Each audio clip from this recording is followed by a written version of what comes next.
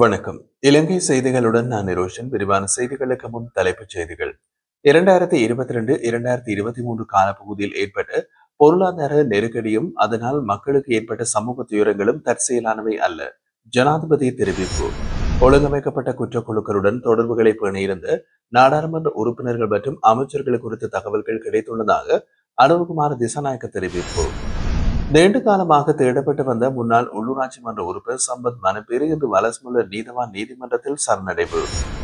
சுங்கத்தில் இருந்து விடுவிக்கப்பட்ட 323 கொள்கலன்கள் தொடர்பான உண்மையினை அரசாங்கம் வெளிப்படுத்த வேண்டும் என்று நாமல் ராஜபக்ச வலியுறுத்தல். தொடர்வது விரிவான செய்திகள்.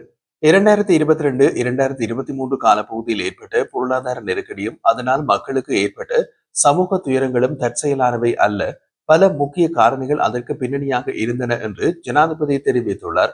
கடவத்தை முதல் மேரிகம வரை நீள்கொள்ளும் மத்திய அதிவேக வீதியின் கட்டுமான பணிகளை மீள தொடங்குவதற்கான ஆரம்ப நிகழ்வில் கலந்து கொண்ட அவர், இலங்கையில் இதுபோன்ற பொருளாதார நெருக்கடி மீண்டும் ஒருபோதும் ஏற்படாதவாறு நாட்டை மறு வடிவமைத்து கட்டமைப்போம் என்று மக்களிடம் உறுதியளித்தார். ஒரு நாட்டின் பொருளாதார ஸ்திரத்தன்மை வெறும் கட்டுமான திட்டங்களால் மட்டுமல்ல, பல்வேறு துறைகளில் ஒருங்கிணைந்த முன்னேற்றத்தால் மட்டுமே உறுதிப்படுத்தப்பட முடியும் என்றும் அவர் வலியுறுத்தினார். முழுமையான பொருளாதாரமும் மக்களின் வாழ்வாதாரமும் மிகப்பெரிய சரிவை சந்தித்துள்ள நிலையில் 2026ஆம் ஆண்டின் வரவு செலவு திட்டம் மூலம் நாட்டை பொருளாதார நெருக்கடியில் இருந்து வெளியேற்றுவதற்கான திட்டங்கள் ஏற்கனவே வகுக்கப்பட்டுள்ளன என்றும் ஜனாதிபதி குறிப்பிட்டுள்ளார்.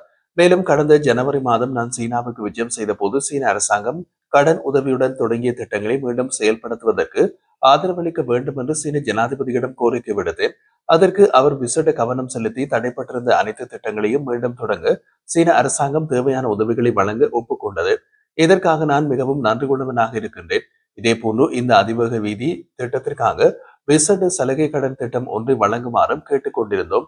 அதற்கு சீன தரப்பு அமெரிக்க டாலர் அடிப்படையிலான கடன் வழங்க முடியாது, ஆனால் ஜுவானில் வழங்க இயலும் என்று தெரிவித்திருந்தது. அதன்படி சீன எக்ஸிம் வங்கி 2.5% முதல் 3.5% வரையிலான குறைந்த வட்டி விகிதத்தில் இந்த கடனை வழங்க தயாராக இருப்பதாக அறிவித்துள்ளது. இதற்காக சீன அரசாங்கத்திற்கும் வங்கிக்கும் நான் நன்றி தெரிவிக்கின்றேன் என்று ஜனாதிபதி குறிப்பிட்டிருந்தார். ஒழுங்கமைக்கப்பட்ட குற்றக்குழுக்களுடன் தொடர்புகளை பேணியிருந்த நாடாளுமன்ற உறுப்பினர்கள் மற்றும் அமைச்சர்கள் குறித்து தகவல்கள் கிடைத்துள்ளதாக ஜனாதிபதி அனுர்குமார் திசாநாயக்க தெரிவித்துள்ளார். மத்திய அதிவேக நெடுஞ்சாலை திட்டத்தின் கடவத்த மேரிகம பகுதி பணிகளை ஆரம்பித்து வைக்கும் நிகழ்வில் கலந்து கொண்டு உரையாற்றிய போது அவர் இவ்வாறு குறிப்பிட்டிருந்தார். சமீபத்தில் இந்தோனேஷியாவில் கைது செய்யப்பட்ட குற்றக்குழு உறுப்பினர்களிடம் மேற்கொள்ளப்பட்டு வரும் விசாரணைகளின் போது இந்த தகவல்கள் வெளிச்சத்திற்கு வந்ததாகவும், இலங்கையில் நடைபெறும் போதைப்பொருள் நடவடிக்கைகள் 50%க்கும் அதிகமானவற்றுக்கு இந்த குழுவே பொறுப்பாக இருப்பதாகவும் தெரிவித்துள்ளார். சில நாடாளுமன்ற உறுப்பினர்கள் மாதந்தோறும் குற்றக்குழு உறுப்பினர்களின் வீடுகளுக்கு சென்று பணம் பெற்றதோடு சில அமைச்சர்கள் அவர்களை தங்கள் வீடுகளுக்கு அழைத்து வந்துள்ளதாகவும் ஜனாதிபதி வெளிப்படுத்தியுள்ளார். வரி வசூலிப்பது போல இவர்கள் மாதந்தோறும் சென்று பணம் பெற்றுள்ளார்கள். இதற்கான தகவல்கள் தற்போது வெளிச்சத்திற்கு வந்துள்ளது என்றும் அவர் குறிப்பிட்டிருந்தார். மேலும் குறித்த குழுவினர் நாட்டில் பரந்த வலையமைப்பை உருவாக்கி இருப்பதனையும் ஒழுங்கமைக்கப்பட்ட குற்ற செயல்களை கட்டுப்படுத்த கடுமையான நடவடிக்கைகள் எடுக்கப்படும் என்றும் ஜனாதிபதி உறுதியளித்திருந்தார். ஐஸ் போதைப் பொருள் தயாரிப்பில் பயன்படுத்தப்பட்டதாக கூறப்படும் மூலப்பொருட்கள் அடங்கிய 2 கொள்கலன்களை மறைத்து வைத்திருந்த குற்றச்சாட்டில் நீண்ட காலமாக தேடப்பட்டு வந்த முன்னாள் உள்ளூராட்சி மன்ற உறுப்பினர் சம்பத் மனப்பேறு இன்று வலசமுள்ள நீதிவான் நீதிமன்றத்தில் சரணடைந்தார். குறித்த கொள்கலன்கள் பாதாள உலக தலைவராக கருதப்படும் ஹெகல்பத்ர பத்மேவுக்கு சொந்தமானவை என்று அடையாளம் காணப்பட்டு விசாரணைகள் நடைபெற்று வந்த நிலையில் மனப்பேறு மீது சந்தேகம் வைக்கப்பட்டிருந்தது. இதனையடுத்து மெத்தனியாவில் கண்டுபிடிக்கப்பட்ட 2 கொள்கலன்கள் தொடர்பாக மனப்பேரியின் சார்பில் சட்டத்தரணி செப்டம்பர் 15ஆம் தேதி மேன்முறையீட்டு நீதிமன்றத்தில் மனு தாக்கல் செய்து தனது கட்சிக்காரர் நீதிமன்றத்தில் சரணடைய தயாராக இருப்பதாகவும், கொள்கலன்களில் படிக மெத்தமைன் தயாரிக்க பயன்படுத்தப்படும் ரசாயனங்கள் உள்ளதாக சந்தேகிக்கப்படுவதாகவும் தெரிவித்திருந்தார். அத்துடன் மனப்பேரி சரணடையும் போது அவருடைய பாதுகாப்பை உறுதிப்படுத்த தேவையான நடவடிக்கைகளை எடுக்குமாறு மேல்முறையீட்டு நீதிமன்றம் போலீஸ் அதிபருக்கு உத்தரவிட்டது. இந்த உத்தரவு சம்பத் மனப்பேரி கைது செய்ய தேடப்பட்ட நபர் என்பதை குறிப்பிட்டு அவரது சட்டக்குழு தாக்கல் செய்த ரீட் மனுவை பரிசீலித்த பின்னரே பிறப்பிக்கப்பட்டதாக நீதிமன்றம் அறிவித்தது. இதேவேளை இந்தோனேஷியாவில் கைது செய்யப்பட்டு இலங்கைக்கு அழைத்து வரப்பட்ட பாதாள உலக கும்பல்களின் தலைவர்கள் பெக்கோ சமன் மற்றும் தெம்பிலி லகிரு ஆகியோர் வலஸ்முன நீதிவான் நீதிமன்றத்தில் முன்னிலைப்படுத்தப்பட்டு டிசம்பர் 2ஆம் தேதி வரை தடுத்து வைத்து விசாரணை செய்வதற்கு வலஸ்முன நீதிவான் நீதிமன்றம் இன்று போலீசாருக்கு அனுமதி அளித்துள்ளது.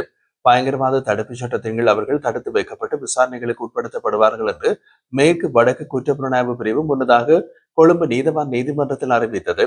இதற்கு முன்னர் கனிமுல்ல சஞ்சீவ கொலை, போதைப்பொருள் கடத்தல் உள்ளிட்ட பல்வேறு கொலைகளில் தொடர்புடைய ஒழுங்கமைக்கப்பட்ட குற்றக்குழுக்களின் தலைவர்களான கெகல்பத்ர பத்மே உட்பட 5 பேர் இந்தோனேஷியாவில் கைது செய்யப்பட்டனர். இவர்களை இலங்கை காவல்துறை மற்றும் ஜகார்த்தா காவல்துறை இணைந்து நடத்திய சிறப்பு நடவடிக்கையின் போது கைது செய்தனர். ஐக்கிய மக்கள் சக்தியில் இணைந்திருந்த தங்கள் கட்சி உறுப்பினர்களை மீது விதிக்கப்பட்டிருந்த அனைத்து தடைகளையும் நீக்க தீர்மானித்துள்ளதாக ஐக்கிய தேசிய கட்சி அறிவித்துள்ளது. ஐக்கிய மக்கள் சக்தியில் இணைந்ததற்காக அந்த கட்சி உறுப்பினர்களின் கட்சி உறுப்புரிமை இடைநிறுத்தப்பட்டு ஒழுக்காற்ற நடவடிக்கைகளும் எடுக்கப்பட்டிருந்த நிலையில் அவர்கள் மீண்டும் கட்சியில் செயற்பட தடை செய்யப்பட்டிருந்தது.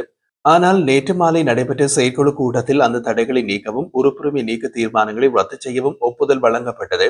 இதேவேளை இந்த நடவடிக்கைகளின் சட்ட ரீதியான விளைவுகளை ஆராய்வதற்காக முன்னாள் சட்ட அதிபரும் ஜனாதிபதி சட்டத்தரணியுமான திலக் மாரப்பன தலைமையில் ஒரு விசேட குழு நியமிக்கப்பட்டுள்ளது. இதன் விளைவாக முன்னர் தடை செய்யப்பட்டிருந்த உறுப்பினர்கள் இனி மீண்டும் கட்சியில் இணைந்து பணியாற்றுவதற்கு வழி வகுக்கப்பட்டுள்ளதாக ஐக்கிய தேசிய கட்சியின் தவிசாளர் வஜிர அபிவர்த்தன தெரிவித்துள்ளார். ஐக்கிய தேசிய கட்சியின் தலைவர் மற்றும் முன்னாள் ஜனாதிபதி ரணில் விக்ரமசிங்கவின் தலைமையில் பெட்டகோட்டை ஸ்ரீகோத்தாவில் உள்ள கட்சி தலைமையகத்தில் இந்த செயற்குழு கூட்டம் நடைபெற்றமை குறிப்பிடத்தக்கது. நாமல் ராஜபக்ச சுங்கத்தில் இருந்து விடுவிக்கப்பட்ட 323 கொள்கலன்கள் தொடர்பான உண்மையினை அரசாங்கம் தெளிவாக வெளிப்படுத்த வேண்டும் என்று வலியுறுத்தியுள்ளார். அதேவேளை போதைப்பொருள் விவகாரத்தையும் அரசாங்கம் அரசியல் நோக்கத்திற்காக ராஜபக்சர்கள் மீது சுமத்த முயல்கிறது என்றும் அவர் குற்றம் சாட்டியுள்ளார். அவர் மேலும் கூறிய போது எதிர்க்கட்சியினரை குறிப்பாக மது கட்சி உறுப்பினர்களை அரசாங்கம் திட்டமிட்டு இலக்கு வைக்கின்றது. அண்மையில் தெற்கு மாகாணத்தில் கண்டுபிடிக்கப்பட்ட போதைப்பொருள் சர்ச்சையை அரசாங்கம் தனது அரசியல் லாபத்திற்கு பயன்படுத்திக் கொள்கின்றது. இந்த கொள்கலன்கள் வானத்தில் இருந்து விழவில்லை, சுங்கத்தில் இருந்துதான் விடுவிக்கப்பட்டவை. ஆகவே இந்த விடுவிப்பு தொடர்பாக அரசாங்கம் பொறுப்பேற்க வேண்டும். சுங்கத்தில் இருந்து 323 கொள்கலன்கள் விடுவிக்கப்பட்ட விவகாரத்தில் சுங்க திணைக்கள பணிப்பாளர் நாயகம் சொல்வது உண்மையா, காவல்துறை அதிபர் சொல்வது உண்மையா என்பதை மக்களுக்கு வெளிப்படையாக அறிவிக்க வேண்டும். உயிர்த்த ஞாயிறு தாக்குதல்களுக்கும் ராஜபக்சர்களுக்கும் தொடர்பு ஒன்று என்று அரசாங்கம் தேர்தல் மேடைகளில் குற்றம் சாட்டியிருந்தது. ஆனால் இன்று வரை அது நிரூபிக்கப்படவில்லை. இப்போது போதைப்பொருள் விவகாரத்திற்கும் எங்களுக்கும் தொடர்பு இருப்பதாகவே குற்றம் சாட்டப்படுகின்றது. குற்றம் சாட்டுவது மட்டுமல்லாமல் ஆதாரபூர்வமாக நிரூபிக்கப்பட வேண்டும் என்றும் அவர் சுட்டிக்காட்டியிருந்தார்.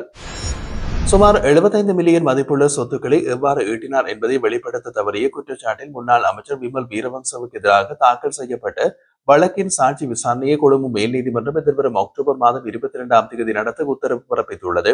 இந்த வழக்கு இன்றைய தினம் கொழும்பு மேல் நீதிமன்ற நீதிபதி லங்கா ஜெயரத்ன முன்னிலையில் விசாரணைக்கு எடுத்துக் கொள்ளப்பட்டது. இதில் பிணையில் விடுவிக்கப்பட்ட முன்னாள் அமைச்சர் விமல் வீரவங்சவும் முன்னிலையாக இருந்தார். விமல் வீரவங்ச சார்பில் முன்னிலையான சட்டத்தரணி வழக்கு தொடர்பான ஆவணங்களை ஆய்வு செய்ய காலம் தேவைப்படுவதால் சாட்சி விசாரணை அக்டோபர் 22ஆம் தேதிக்கு மாற்றப்பட வேண்டும் என்று கூறியிருந்தார். நீதிமன்றம் இதனை கருத்தில் கொண்டு அதற்கான உத்தரவை பிறப்பித்தது. இந்த வழக்கு 2010 முதல் 2014 வரை அமைச்சராக பணியாற்றிய காலப்பகுதியில் விமல் வீரவங்ச ஈட்டிய சுமார் 75 மில்லியன் மதிப்புள்ள சொத்துக்களை வெளிப்படுத்த தவறியதற்காக கையூட்டல் ஒழிப்பு ஆணைக்குழுவினால் தாக்கல் செய்யப்பட்டது. இலங்கையில் கடந்த ஆகஸ்ட் மாதம் மொத்தம் 38,240 வாகனங்கள் பதிவு செய்யப்பட்டதாக மோட்டார் வாகன போக்குவரத்து திணைக்கள தரவுகள் தெரிவிக்கின்றன. இதற்கு முந்தைய ஜூலை மாதத்தில் 35,232 வாகனங்கள் மட்டுமே பதிவாகியிருந்த நிலையில் ஆகஸ்ட் மாதத்தில் முச்சக்கர வண்டிகள், ஒந்துருளிகள் மற்றும் எஸ்யூவி வாகனங்களின் அதிகரித்த தேவையால் பதிவு எண்ணிக்கை உயர்ந்துள்ளது. ஜூலை மாதத்தில் 454 முச்சக்கர வண்டிகள் பதிவு செய்யப்பட்டுள்ள நிலையில் ஆகஸ்ட் மாதத்தில் அந்த எண்ணிக்கை 2,497 உயர்ந்துள்ளது. ஒந்துருளி பதிவுகள் ஜூலையில் 26,171 இருந்தது. ஆகஸ்டில் அது 27,585 உயர்ந்துள்ளது. எனினும் சிற்றூந்து வாகனங்களின் பதிவுகள் குறைவடைந்துள்ளது. ஜூலை மாதத்தில் 2,748 அலகுகளாக இருந்த பதிவுகள் ஆகஸ்டில் 2,329 குறைந்துள்ளது. புதிய கார் விற்பனையில் BYD மின்சார வாகனங்களின் தேவை அதிகரித்துள்ளது. ஜூலை மாதத்தில் 244 அலகுகள் பதிவாக இருந்த நிலையில் ஆகஸ்டில் 354 உயர்ந்துள்ளது. மேலும் SUV வகை வாகனங்களின் பதிவுகள் குறிப்பிடத்தக்க அளவில் உயர்வடைந்துள்ளன. ஜூலை மாதத்தில் 3,299 அலகுகள் பதிவு செய்யப்பட்ட நிலையில் ஆகஸ்டில் அது 3,808 அதிகரித்துள்ளதாகவும் தரவுகள் வெளிப்படுத்துகின்றன.